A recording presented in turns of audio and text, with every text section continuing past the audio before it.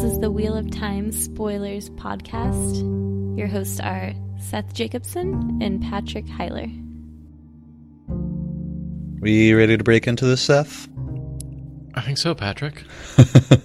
We told some of our listeners that we would start naming each other more often so that people who don't obsessively listen actually know the difference between me, Patrick, and Seth. I'm pointing at you. That's not helpful to listeners. Not at all. Okay. Chapter 21. The Nine Rings. And our symbol is the harp. And we pointed this out at the end of the last episode, but we believe the Nine Rings is a head nod to Tolkien, as in the Nine Rings for mortal men who are doomed to die. Mm-hmm. Rand expected the common room to be empty, since it was nearly supper time, but half a dozen men crowded one table, dicing among their jacks of ale, and another sat by himself over a meal. Though the dicers carried no weapons in sight and wore no armor, only plain coats and breeches of dark blue, something about the way they held themselves told Rand they were soldiers. His eyes went to the solitary man, an officer, with the tops of his high boots turned down, and his sword propped against the table beside his chair. A single slash of red, and one yellow, crossed the chest of the officer's blue coat from shoulder to shoulder, and the front of his head was shaved, though his black hair hung long in the back. The soldier's hair was clipped short, as if it all had been cut under the same bowl. All seven turned to look at Rand as the others came in. The innkeeper was a lean woman, although she's nice, I noted. Because you never trust a skinny innkeeper, guys. Oh, no, never. Now, this guy, this soldier, I looked him up. His name's Aldrin Caldevwin? The captain? Yeah. Oh, I'm glad you looked him up. I didn't think to do it, but something's happening here. As far as I can tell, he's not particularly active in the series again. He does show up in Cairhien when Rand is asking about Ingtar. We just see him again. Yeah, but it's only very briefly. So he doesn't seem to really play any major roles. But I wanted to check and see. Yeah. The Cairhien also seem to have a very Chinese culture to me in some ways. Isn't that what they're supposed... Oh, I think they're supposed to be based on... Their, clothing is a Spanish style or something like that. I mean, Jordan likes to mix his cultures a lot. But the food is described to me... It looks like they get, sweet and sour spicy pork. Pretty much. And, they all have a bowl cut. Sweet and sour pork. Yeah. They're just very short. So, all of those things, to me, it seems that the Cairhien have a bit of a Chinese bend to their culture and physical appearance. I think that's right. Yeah, they do have the access to silk. Yeah. And yeah, they don't have chopsticks. The Sura sticks, aren't those? Those are used in Domine. Susura. So the Susura are chopsticks. And I think they're just used in, the Domine cultures. The innkeeper was a lean woman with a long nose and graying hair, but her wrinkles seemed part of her ready smile more than anything else. Her quick eyes took in Rand's gold-embroidered red coat and Selene's fine white dress. "My lord, my lady, I am Magdalene Madwyn, my lord. Be welcome to the Nine Rings." And she asks Loial if he's from Stedding Sofu. Isn't he from Stedding Sofu originally? I want to say Shanghai. Yeah, was I right? I do mix those up. He was born and raised in Stedding, Shanghai. All right, so he is being honest. I thought for a second he was lying to the innkeeper, so that because he never wants to admit that he's where he's from, so that his mother can't track him down. Yeah. So I just thought for a second he was just lying about where he's from, but okay. Never mind. "And you, my lord? I'm from the Two Rivers, Mistress Madwyn, and Andor. The Lady Selene is from Cairhien, from the capital, and I'm from Andor." I've skipped a bit. "As you say, my lord." Mistress Madwyn's glance flicked Rand's sword. The bronze herons were plain on the scabbard and hilt. I don't know if I should be reading into this at all, but I appreciated that the innkeeper says, "As you say, my lord." Whatever you say. Every time he says that, people are like, "Yeah, sure, whatever you say, man." You Aiel-looking bastard, you are not from Andor. Yeah, right, you're from the west. Uh-huh. Why do you think she frowns at the herons? Do you think it's just... I always wonder if someone who thinks he looks Aiel is confused that he's, has a sword. Oh, I just assumed that he's too young to have them. And she's confused for a moment. That might be it. I would imagine I don't really know. Well, we probably have a lot of basis for this. That to earn the Hurin mark, you'd have to be at least like 30. And Rand's this young kid. Sure. It doesn't belong on him. Like Galad has, we see a lot of younger fighters with the Hurin mark, I thought. Yeah, does Galad get a Hurin? Doesn't he win it, though, within the series somewhere? Well, he definitely takes down Valda, and Valda has one. Yeah. I mean, he's also very young for the Hurin. Runs in the family. Yeah. Would you be hunting the Horn of Valir, then, my lord? You and your lady? In the act of following her, Rand almost stumbled. No, why would you think that? We're not hunting it. We have it right here. This is a box of clothing. No offense, my lord. We've had 2 or 3 here already, all polished to look like heroes, not to suggest anything of the kind about you, my lord. In the last month, not many strangers come here, except traders up from the capital, and she goes on. Mm-hmm. Hurin notices that the Innkeeper isn't Cairhienin, and we get her backstory, although that's not really relevant. Yeah, you said you looked her up, and she's not a relevant character in the rest of the series. She never turns up again. So it seems like this is a lot of backstory for no real purpose, as far as I can tell. I think Jordan gets to drop a trope where she tells this story where she's from Lugard, right? Yeah. She's from Lugard. She marries a Cairhienin man, runs this inn. The Cairhienin man dies, and she goes to take the money and go back to her home, and she realized that he left the money to his brother and the inn to her. And she says... he played the game of houses on her. Yeah. He left me the inn and his brother the money when I was sure it would be the other way around. Tricksome and scheming, Baron was, like every man I've ever known. Cairhienin most of all. I think that's what that's there for, is just to drop that, like... world building type stuff. Yeah. Yeah. Well, and the game of houses I want to talk about a little bit, because I think it originated in the White Tower and spread to Cairhien. And I think the game of houses originated with the Black Ogier. Yeah? Why? Because a lot of the game of house aspects of the White Tower, the manipulating, the lying without lying, all of that comes from the 3 O's, and all of that comes from a lot of the traditions and cultures of the White Tower that I think were created by the Black Ogier to weaken the White Tower. I like it. And so that sort of manipulative, scheming culture that was, if not created entirely by the Black Ogier, at least encouraged by the Black Ogier. Encouraged, yeah. Because, we have a good bit of that in our world. Mm-hmm. And that all spread out to Cairhien. And we see it starting to spread to Andor as well. Yeah. Yeah, we get to see that later. The Westerners get more serious about it.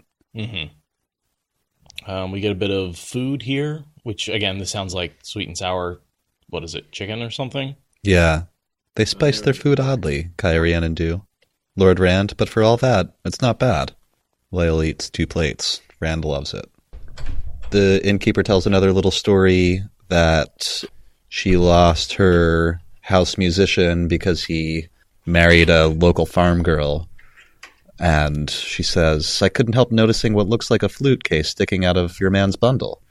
Since my musician's gone, would you let your man favor us with a little music? Hurin looked embarrassed. He doesn't play, Rand explained. I do. Well, I'm skipping ahead here, and Rand's just very casual about this because, he's a shepherd. Well, he's definitely been used to playing in inns for his supper. That's something he did a lot in the Eye of the World. Yeah, he has a thought in a second here, but he just kind of shrugs, and he's like, I don't mind. Hurin, hand me that case. Just slide it out. There's no need to show the gleeman's cloak, after all. Worked gold chased with silver. The instrument looked the sort a lord might play if lords anywhere played the flute.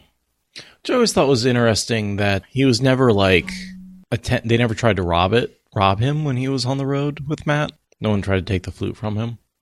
Yeah, you'd think it's got to be incredibly valuable. Yeah. I mean, I was going to say Howl Goad, but he wasn't trying to rob him. I noticed right after that, he said, Selene's salves had worked so well, he hardly thought of the brand unless he saw it. Yet it was in his thoughts now, and unconsciously he began to play Hurin on the Wing. Hurin on the Wing. Well, and just the salve. Yeah, not just the salve, but the actual healing that she did. When I started reading this scene, I thought this was interesting because I already knew this plot line with the captain there who's like invariably going to pass information along to important people about this new lord who's showing up, taking interest in the king's projects.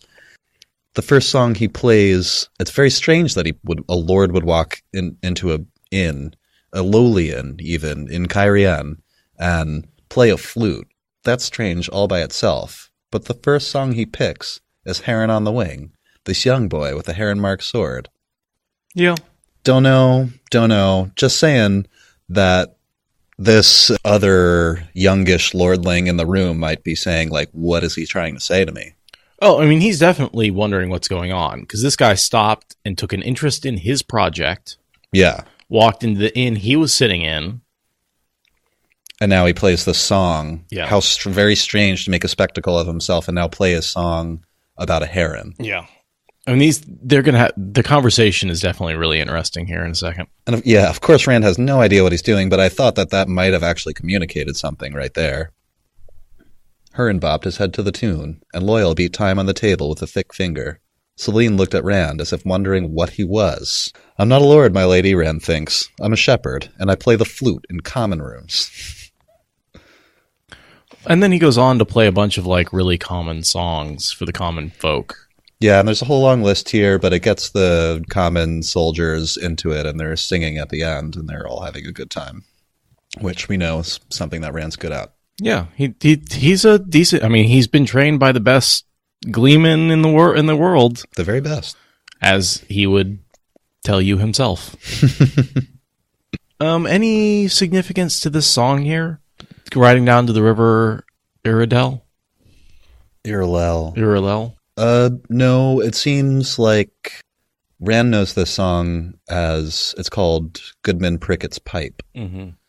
But it seems the local folks have adopted it to like the military history and the battle between just local skirmishes. Yeah, they have a song about, I think it's about fighting Terrans. Yeah, just the Cairhien and the Terrans fighting over the river. Stood aground along the river in the morning. Aradia says this is more world building. It tells us about the border tensions, which is astute. This is a pretty heavy world building chapter. It's giving us a lot of information about the Cairhien and how they interact with the world and the game of houses and the food they eat and the culture of their people. This is just a very heavy, it gives us a song about their military history. And Cairhien and its people are going to be really important in the series shortly. Moraine is Cairhienin. She's been pretty important in the series. But even other than her, you know, there's going to be a battle for this city in a book. The officer came to Rand's table and bowed, hand to heart. The shaven front of his head looked as if it had been dusted with white powder. Grace favor you, my lord. I trust they did not bother you, singing as they did. They are a common sort, but they meant no insult, I assure you. I am Aldrin Caldevwin, my lord, captain in His Majesty's service, the light Illumin him. His eyes slid over Rand's sword. Rand had the feeling Caldevwin had noticed the heron as soon as he came in. They didn't insult me. The officer's accent reminded him of Moraine's precise, and every word pronounced to its full. The light illumine him. Oh, did I say Illumine again? Yeah. Sorry, no, world. That's fine. Sorry, everyone listening, that I've never said it right. Sit down, Captain, please, Rand says. Caldevwin drew a chair from another table. Tell me, Captain, if you don't mind. Have you seen any other strangers recently? A lady, short and slender, and a fighting man with blue eyes. He's tall, and sometimes he wears a sword on his back. He's asking about Moraine and Lan. Yeah. But they're nowhere near here. When we talked about this a few chapters ago, but we see Moraine next. I want to say she's in Andor somewhere, doing research. Yeah. I'm actually not sure why he would ask about those two. Right before he has a thought, when he's thinking about Moraine's accent, and he thinks, did she really let me go? I wonder if she's following me or waiting for me. And then he asks. Okay, so he's just asking because the accent reminds him of Moraine, so he asks about her. I think so. I have seen no strangers at all, the captain says. Saving yourself and your lady. Few of the nobility ever come here. His eyes flick toward Loial with a minute frown. Doesn't fit. Yeah. Loial. Yeah. What is this for? We have so few strangers here that I find I wish to know everyone. Yeah, he's just playing the game of houses. Yeah. He's like, yeah, I'm just going to interrogate you on what you know and who you are. He says that when he's asking his name. Rand tells him and claims no title. But the officers seem not to notice. Yeah, he doesn't say Lord Rand al'Thor. He just says, I'm Rand al'Thor from the Two Rivers, like he always does. Yeah. A wondrous place, I've heard, Lord Rand. I may call you so? And fine men, the Endormen.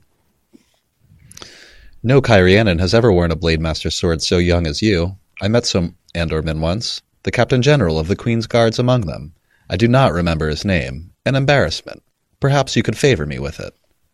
Quizzing him to make sure he is who he says he is. I think this is a way to find a connection. Well, Rand says he's from Andor, which is everybody, as soon as Rand says I'm from Andor, everybody's like, bullshit, like, where are you really from? Right. And so I think the Cairhienin lordling here, because he has a couple stripes of rank, is testing him to see if he's actually from Andor. Absolutely. If he knows what he's talking about. So he's like, oh yeah, who's that? And Rand's like, oh yeah, Gareth Bryn. Yeah. I know that guy. And he's like, yeah, he's a young dude, right? And he's like, no. He's middle-aged. Yeah. He's old enough to be your dad. Which, I've been caught in a conversation where people are like, oh, you know so-and-so? I'm like, yeah. And then like, so what do you like about it? And I'm like, I don't know, because I lied. And I think that's what he's trying to do is basically catch him in a lie. Yeah. Right. And that's just typical Game of Houses stuff. They're talking about something that they're not talking about. Mm-hmm. And Rand, in his ignorance, because he's so unexpected, he just messes everything up. Because he doesn't do anything the way they think. He's not from the places they think he's from. He's honest when they think he's lying. Yeah. Forgive me, my Lord Rand. I meant to say that he came to it young. No, you didn't. Forgive me for looking at you so, my lady, and forgive me for speaking so, but grace has surely favored you. Will you give me a name to put to such beauty? Just as Selene opened her mouth, one of the serving girls let out a cry and dropped a lamp. What a strange coincidence. That girl dropped her lamp right when the guy wanted to know who Selene actually was. Oh, yeah. This doesn't even have to be compulsion. It could just be like a little jab in the arm. Yeah, she says, I had such a twinge in my arm. I assume Lanfear just reached out and poked her with, stabbed her with a thing of air. Or yeah, totally. Twinged her muscle. Made her drop the tray. Yeah. She compels the guard and pinches the maid. Because I think he's under the compulsion light. He's like, yeah. Okay. The captain. But he is so enamored with her beauty, he can't stop staring at her. Despite, he seems to remain fairly composed, but he's definitely a little... And then Lanfear dismisses herself because, like you said earlier, this would blow her cover. Totally. If she's a Cairhienin noblewoman, this guy would know who she was, even if it was a small house, or know the name of her family, And or at least be able to report who she is and identify her and get more information. Yeah. She makes up some excuse and leaves. And she says, I am sleeping by myself. Forgive me, my Lord Rand, for staring so at your lady, but grace has surely favored you and her. I mean no insult. None taken, Rand said. He wondered if every man felt that way when they looked at Selene. Only the ones that are compelled to. As I was riding to the village, Captain, I saw a huge sphere. Crystal, it seemed. What is it? The Cairhienin's eyes sharpened. It is part of a statue, my Lord Rand, he said slowly. His gaze flickered toward Loial. For an instant, he seemed to be considering something new. So there I assume he's, before been unable to place Loial, but as soon as Rand shows interest in the statue, he's like, he's using the Ogier to learn more about the statue. Like Loial, all the pieces are falling into place as soon as Rand asks about the statue. And doesn't he... Oh, okay, I think this is later, but when they're leaving... Caldevwin says, oh, what's in the box, Ogier? And Loial's like, can't go far without my books. Mm-hmm. Plays into the story where Rand is a mysterious lordling interested in the king's project. Absolutely. This thing from the Age of Legends that has this expert to research for him. Remember the Seeker for the Truth, who has this big theory about Aes Sedai, and he thinks Tom Merlin is the mastermind behind it all, and it ends up being like Matt, and he tracks them down. He's working for Tuon. Yeah. And he's just it's been a while since I've read that part. He connects all the facts into this incredibly intricate story that is totally wrong.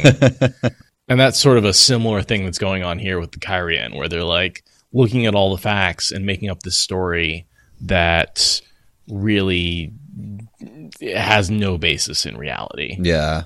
Statue? I saw a hand, and a face too. It must be huge.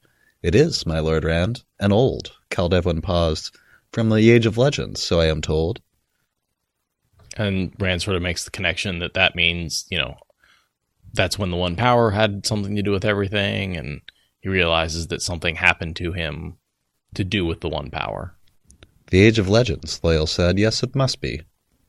No one has done work so vast since. A great piece of work to dig that up, Captain. Caldevwin nodded reluctantly.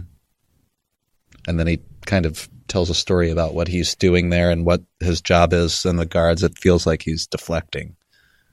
But Rand just says, what will you do with it? Mm-hmm. He kind of doesn't pay any attention to this story Caldevwin gives him. He's just curious about the statue. I mean, this does make the connection that it is the king who's digging it up. Yeah. So we know that this is sort of how Rand becomes visible to the king.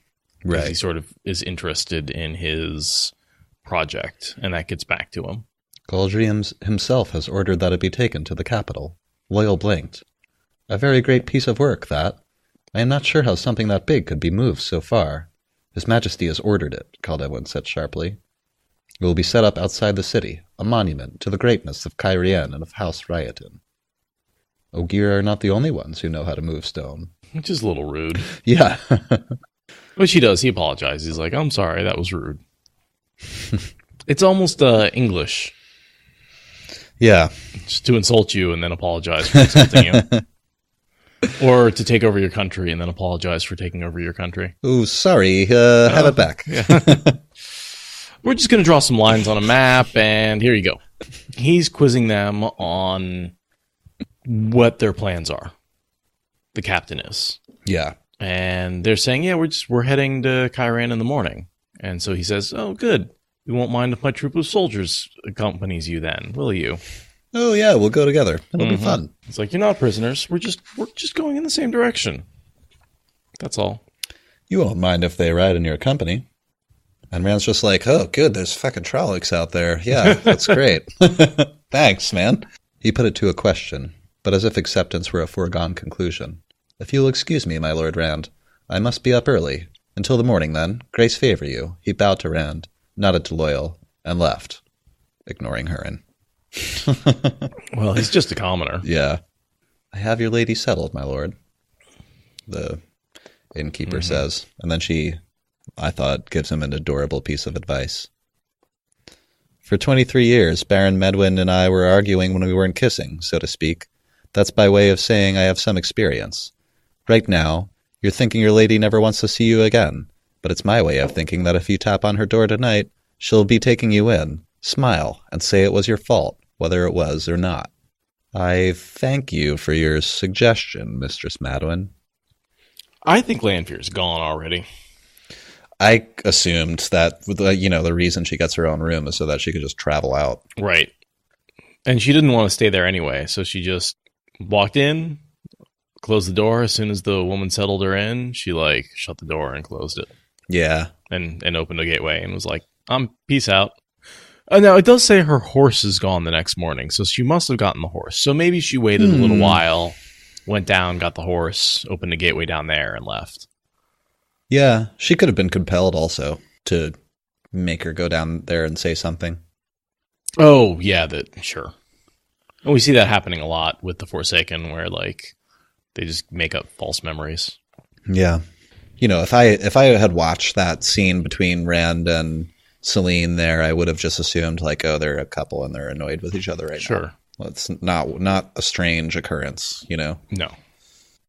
And then a commoner and an Ogier try to explain Daes Dae'mar to Rand.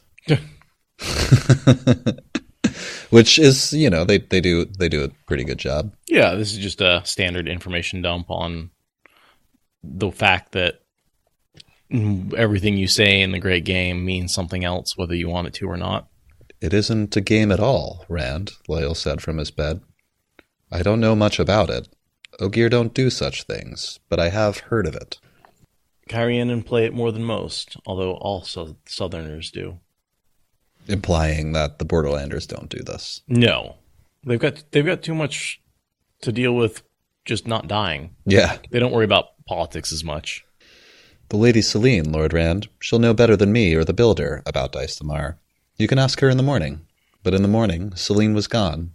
When Rand went down to the common room, Mistress Madwyn handed him a sealed parchment. If you'll forgive me, my lord, you should have listened to me. You should have tapped on your lady's door. The seal is ultimately Lanfear, white wax with the moon and stars. Yeah. Oh, I didn't even notice the crescent moon and stars, but yeah. Yeah. I must leave you for a time. There are too many people here, and I do not like Caldevwin. I will await you in Cairhien. Never think that I'm too far from you. You will be in my thoughts always, as I know that I am in yours. Because I put myself there. She doesn't show up in Cairhien, does she? I think the next time we see... Oh, yeah, we see her in the Illuminator, when they're sneaking into the Illuminator's place. Yeah, I think she makes an appearance. And they, like, the Trollocs show up, and she shows up when they do. It's a very brief appearance, though. And then she doesn't show up again until Falma. Oh, man. So much is about to happen. He folded the letter carefully and put it in his pocket before going outside, where Hurin had the horses waiting. Captain Caldevwin was there, too, with another, younger officer, and 50 mounted soldiers crowding the street. This was Rand's escort. Mm-hmm. I'm air quoting. You can't see that, but... And he's like, so where's Selene? Oh, yeah. He's like, oh, she bailed last night. Caldevwin's like, what? What? Wait, but my men didn't see her. I mean, how did she get out? And so that's a clue. Clearly she must have traveled or used some other way to get out because they were being watched by Caldevwin's men. Yeah. So they couldn't get away. So she must have gotten out in some supernatural space. Rand's so chill about this. An escort will be welcome, Captain, Rand said, managing to sound at ease. Not that he has any choice. And I don't think he understands that, like, I'm not sure. He may understand, but I'm not sure he's totally aware of the fact that they're basically prisoners.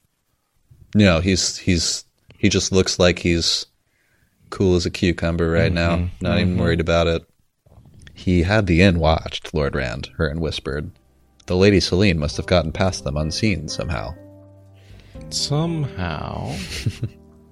And that definitely, like he says, it solidifies the fact that something weird is going on with Rand. Yeah. Rand climbs to Red's saddle with a grimace. If there had been any chance Caldevwin did not suspect them of something, it seems Selene had finished it. Too many people, she says, he muttered. There'll be a lot more people, by far, in Cairhien. Rand looked up as Tavelen joined him, mounted on a tall, dust-colored gelding. Hurin was in his saddle too, and Loial stood beside his big horse's head. The soldiers were formed up in ranks. Caldevwin was nowhere to be seen. Nothing is happening the way I expect, Rand said. Tavelen gave him a brief smile, hardly more than a twitch of his lips. Shall we ride, my lord?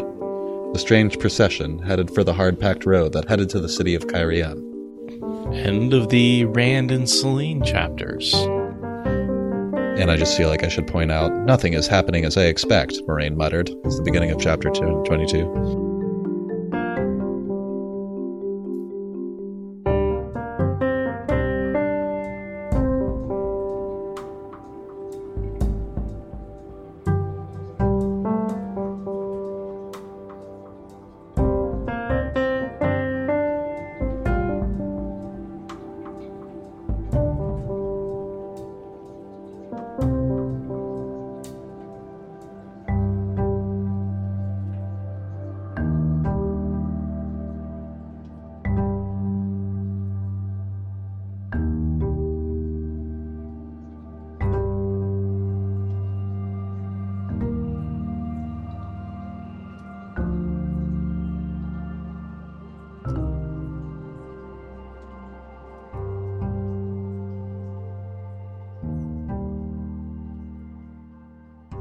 Thank you for listening to the Wheel of Time Spoilers podcast. Rate us in the Apple Podcast app or support us on Patreon. Is that good enough?